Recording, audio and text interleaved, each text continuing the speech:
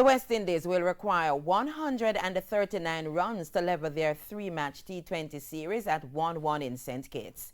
Electing to bowl, the Windies dismissed Ireland for 138 in 19.1 overs. Kevin O'Brien top scored for the visitors with 36, as only 4 Irish batsmen got into double figures.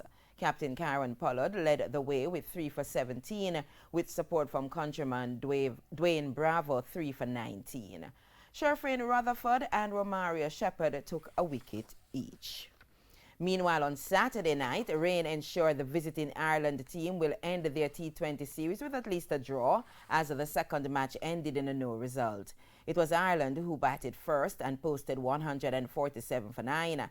A rain break early in the match forced officials to reduce the fixture to 19 overs per team.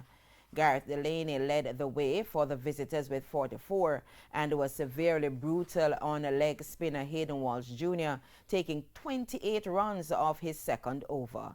Delaney got support from captain Andy Balbirnie with 36, while Harry Tector chipped in with 31.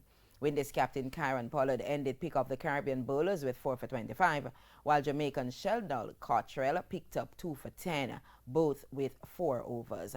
Now, with a revised score of 152 to get from 19 overs, the West Indies lost Lendl Simmons for 10 before rain forced the players off the field.